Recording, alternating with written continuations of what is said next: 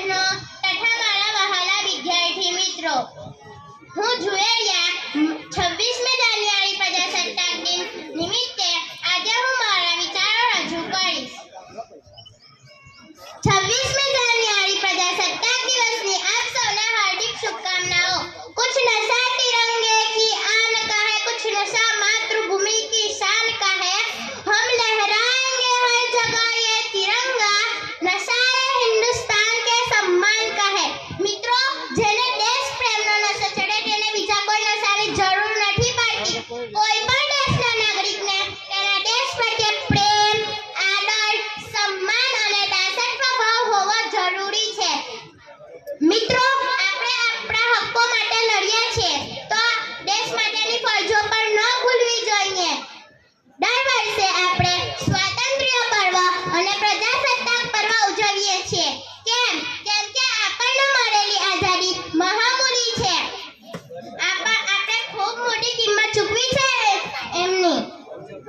આપણને ગુલામીની જંજીરોમાંથી મુક્ત કરાવનારા એ વીર સૈનિક ભાઈઓ જે તેમની સંકલ્પ શક્તિ અને રાષ્ટ્રભક્તિના કારણે જ આજે આપણે આ ખુલ્લી હવા લઈ શકીએ છીએ। મિત્રો, આજનો આ અવસર એટલે વીરોને નમન કરવાનો અવસર, એ સપૂતોને સ્મૃતિ વંદના કરવાનો અવસર। આઝાદી મળ્યા પછી દેશની સુરક્ષા કાજે પોતાનું સમગ્ર જીવન માતા ભારતીના ચરણોમાં જેમણે અર્પણ કર્યું એવા વીર સૈનિક ભાઈઓને સલામ કરવાનો અવસર। આઝાદી મળ્યા પછી મન મૂકીને લડનાર એ વીર સૈનિક ભાઈઓને સલામ કરવાનો અવસર।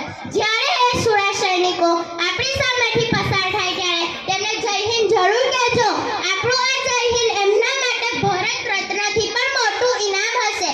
मैं भारत बरस का हरदम अमित सम्मान करती हूँ, यहाँ की चांदनी मिट्टी का ही गुणगान करती हूँ।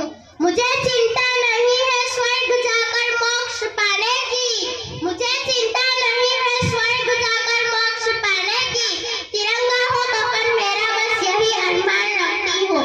मित्रों, बात આવી આપણી આપણે દેશ માટે શું કરી શકીએ છીએ તો ભારતના સંતાન તરીકે આપણે રાષ્ટ્રીય સંપત્તિને નુકસાન ન પહોંચાડીએ, જળનો બગાડ ન કરીએ, વીજળીનો બચાવ કરીએ, એ પણ રાષ્ટ્રભક્તિ જ છે। બીજું કે ભારતને વિશ્વગુરુ બનાવવું હોય તો આપણે શિક્ષિત અને સંગઠિત બનવું જોઈએ। તે માટેનું પ્રભાવક સાધન શિક્ષણ જ છે। ભારતને ઊંચાઈએ લઈ જવું હોય તો આપણે શિક્ષિત અને સંગઠિત બનવું જોઈએ। બાબા સાહેબ કહેતા હતા, શિક્ષિત બનો, સંગઠિત બનો અને સંઘર્ષ કરો। તે માટેનું પ્રબળ સાધન શિક્ષણ જ છે। તે માટેનું પ્રબળ સાધન શિક્ષણ જ છે। 21મી સદી એટલે જ્ઞાનની સદી છે, તો આપણે આપણી જ્ઞાનના બળે અને ભારતને ઊંચાઈએ લઈ જઈએ। मैं